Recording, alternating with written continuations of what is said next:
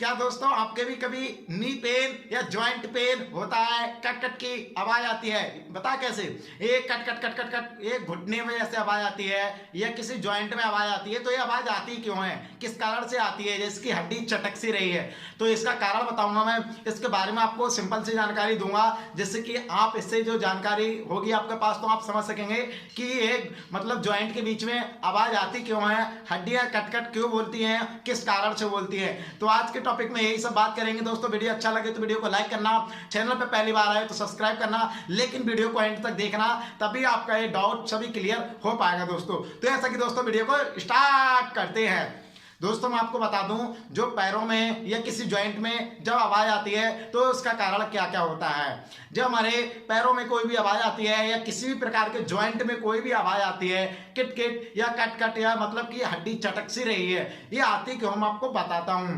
जैसे कि हमारा कोई जॉइंट है, मान लीजिए ये हमारा नी जॉइंट है। नी जॉइंट के बीच में एक मतलब कि गद्दीदार जेली होती है, जो कि उसे बोलते हैं साइनोइड फ्लूइड से भरी हुई, तो वो वहां पर कार्टिलेज होती है। ठीक है, कार्टिलेज हर एक जॉइंट के बीच में होती है। अब ये कार्टिलेज जब ज्यादा प्रेशर के कारण, जैसे हमारा शरीर का वजन घुटने से उतरता है, ठीक है, हमारे घुटने ही पूरे वजन को शरीर के ट्रांसफर करते हैं। ठीक है, अब क्या होता है, तो वो बीच में जो गद्दीदार होती है, जैसे तो वो दबती है, जो हमारा शरीर का वजन जाता है, तो उसके कारण जो वो गद्दी जो होती है, यहाँ पर कार्टिलेज होती है, वो थोड़ी सी कम होने लगती है या दबने लगती है। उसके कारण भी हमको किटकिट की आवाज आती है, ये कारण हुआ ये। ठीक है, सेकंड पॉइंट की बात करते हैं। यहाँ पर और कारण भी हो सकते हैं, जैसे कि डीजनरेटिव डिसीज। डीजनरेटिव डिसीज क्या होती है मैं आपको बताता हूं। जैसे हमारा शरीर जन्म से लेके बनता हुआ चला जाता है, इसी तरीके से उम्र के हिसाब से हमारा शरीर ढलता हुआ चला जाता है। जैसे कि अभी आप बच्चे से लेके यंग हुए, यंग से लेके आप जवान, जवान से लेके बूढ़े की स्टेज पे जब आएंगे, तो आपके जॉइंट भी तो वैसे ही मतलब कि थोड़े से कम घिसेंगे विसेंगे, कोई भी चीज वही बनी है चलेगी तो घिसेगी।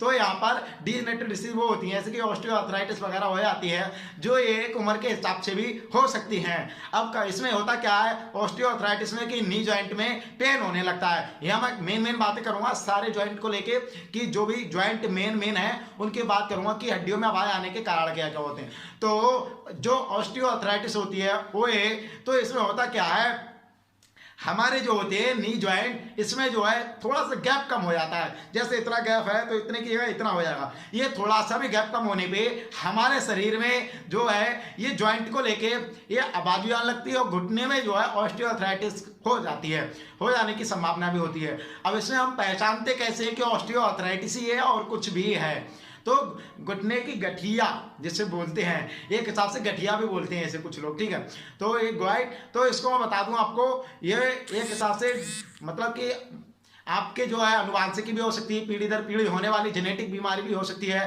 परंतु ये जो है अपने शरीर को लेकर भी, शरीर पे बहुत ज्यादा वजन है, इसके कारण आप चलते फिरते नहीं हैं, अपने डेली के रूटीन में मतलब थोड़ा बहुत भी काम नहीं करते, तब भी ये समस्या होने के चांस रहते हैं। यहाँ पर बात करूंगा सभी पॉइंटों की, लेकिन हल्के हल्के सभी पॉइंट को समझाते जाऊं, क्योंकि आपके डाउट ना रहे।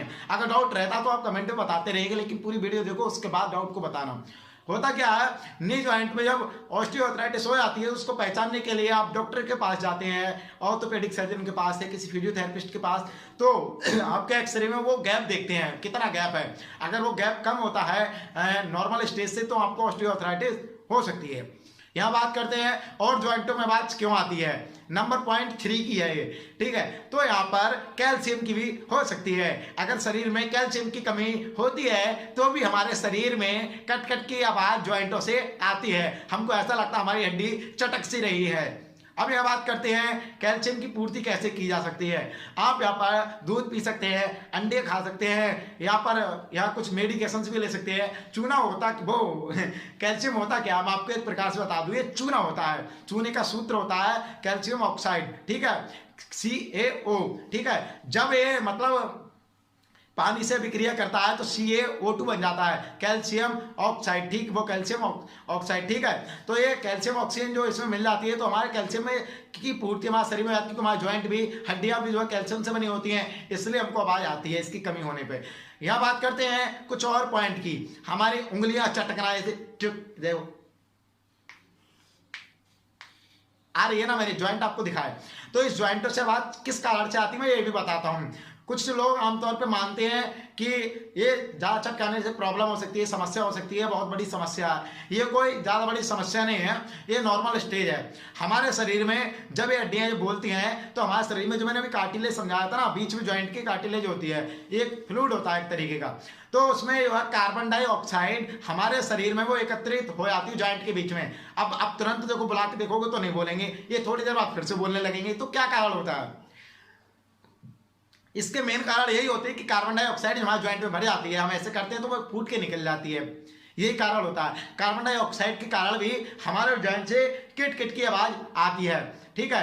और हमारे शरीर में जब कार्बन डाइऑक्साइड हो जाती है, हमारे शरीर में इकट्ठी हो जाती है, तो मतलब हम कभी सांस के द्वारा भी हम छोड़ सकते हैं, या मतलब कहते हैं एसिड बनने है, गैस वगैरह, तो बहुत से तरीके से कार्बन डाइऑक्साइड निकल सकती है, ठीक है। यहाँ पर पेशाब के थ्रू, किडनी के थ्रू, यहाँ बहुत सारे तरीके से निकल जाती है। कई थोड़ी बहुत तो देखो गैस हमारे शरीर में, मतलब कई सारी गैसें होती हैं जो कि शरीर में एकत्रित होती हैं, वो कहीं ना कहीं ब्लड में या कहीं भी हमारे शरीर में एकत्रित मतलब फैली हुई होती हैं, जहाँ तक रहती हैं। इन कारणों से हमको जो है आवाज़ भी आती है। यह बात करते हैं कि ये सारी आवाजें आती तो उनको कैसे दूर किया जा सकता है। मैं आपको बता दूं, कुछ नॉर्मल तरीके बताता हूं आपको, जिससे आप इसको बेहद आराम से आप ठीक कर सकते हैं। अगर नहीं होता तो उसके बाद आप किसी डॉक्टर से राय लें, ऑर्थोपेडिक या फिर आप फिजियोथेरेपिस्ट, ठीक है। तो मैं आपको बताता हूं, जब भी आपके मतलब जॉइंट में आवाज आती है तो आप समझिए कि अपने शरीर पे ज्यादा भी लोड ना डालें। इतना भी लोड आपके शरीर पे वेट है, अगर आपके शरीर में ज्यादा वेट होगा तब भी आपको जो है ज्वाइंट की समस्या हो सकती है। और दूसरी बात, आपके शरीर में जो है यहाँ पर शुगर अगर बढ़ी हुई होती है तब भी हमारे ज्वाइंट जाम होने की संभावना रहती है। शोल्डर, फ्रोजन शोल्डर, ये सारी समस्याएं हमको देखने को मिल सकती हैं। तो शुगर मेंटेन रखनी है, और हमको जो है सुबह को वॉकिंग करना है, क्योंकि वॉकिंग करने से क्या होता है, सुबह को ताजी ताजी ऑक्सीजन हमारे शरीर में जाती है। इसके कारण हमारे शरीर में जो होता है ऑक्सीजन की कमी नहीं होती है, और हमारे शरीर में भरपूर मात्रा में ब्लड सर्कुलेशन चलता है। और हम जो वॉकिंग करते हैं तो हमारे जो ज्वाइंट होते हैं वो मूवेबल होते हैं, चलते हैं फिरते हैं, तो सुबह सुबह रवा हो जाते हैं। इन तरीके से जो हमारा शरीर की प्रतिक्रिया चलती रहती है। यहाँ बात करते हैं कुछ और पॉइंटों की, जैसे कि अगर आपको ये सारी समस्याएं हैं तो आप इनसे भी आप अगर निजात नहीं पा रहे हैं तो आप किसी डॉक्टर से मिल सकते हैं, ऑर्थोपेडिक सर्जन या फिर आप फिजियोथेरेपिस्ट। पहले ऑर्थोपेडिक सर्जन से मिल लीजिए, उसके बाद आपको जो फिजियोथेरेपिस्ट के पास आपको ट्रांसफर जो है रेफर जो आपको ऑर्थोपेडिक सर्जन भी कर सकते हैं, चाहे तो आप खुद भी मिल सकते हैं। वो आपको बेस्ट एक्सरसाइजेस बता देंगे, किस तरीके की आपकी समस्या है, कहाँ का दर्द है, तो वो आपको बेस्ट एक्सरसाइज बताएंगे। अच्छे तरीके से आप उसको फॉलो करके आप अपने दर्द को भी निजात पा सकते हैं। ये कुछ घरेलू नुस्खे भी यहाँ पर हो सकते हैं, जो कि मैं आपको बताऊं घरेलू नुस्खों में क्या क्या हो सकता है। अगर मान लीजिए आपके किसी ज्वाइंट में दर्द होता है तो आप उस ज्वाइंट पर सिकाई कर सकते हैं, आप हीट ले सकते हैं, ठीक है।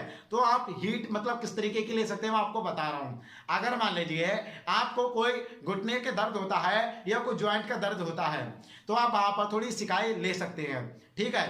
अब अगर दर्द ये है कि आपके कोई गठिया टाइप का है, या फिर आप ज़्यादा चल लिए हो, कुछ कर लिए हो, या आपका जो सूजन स्वेलिंग वगैरह है, तो आप उसमें जो है ले सकते हो, ठीक है।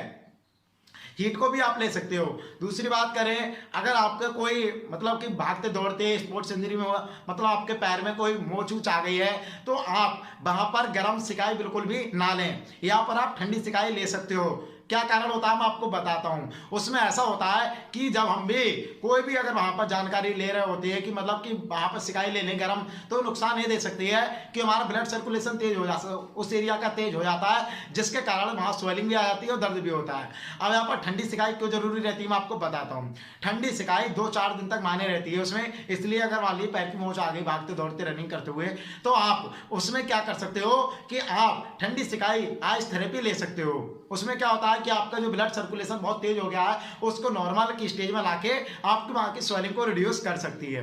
लेकिन आपको किस तरीके की समस्या है आप एक बार राय जरूर ले किसी चिकित्सक से, तो आपको अच्छी राय मिलेगी। परंतु आप घर पे आप बिना कहे कुछ करते हो तो आपको थोड़ी समस्या देखने को मिल सकती है। इससे बचने के लिए आप पहले डॉक्टर से राय लिया करें, अगर आपको जिस तरीके से बताते हैं उसको फॉलो किया करें। आई होप मैं मानता हूं कि आपके सभी डाउट क्लियर हो जाएंगे। इसके बाद मैं आपको बता दूं कि अगर आपके शरीर में इनमें से कोई भी प्रकार का दर्द होता है, कुछ भी समस्या होती है, कट कट की आवाज़ आती है, तो आप मेरे को कमेंट में बता सकते हो। और मेरी वीडियो अच्छी लगी तो वीडियो को लाइक कर सकते हो, चैनल पर पहली बार आए तो सब्सक्राइब कर सकते हो। मैं इसी तरीके की अच्छी अच्छी इंटरेस्टेड वीडियो आप लोगों के लिए लाता रहता हूँ। अगर आप मेरी बात से संतुष्ट हो तो चैनल को जरूर सब्सक्राइब करना। मिलते हैं एक नए टॉपिक के साथ में, तब तक के लिए जय हिंद, वंदे मातरम।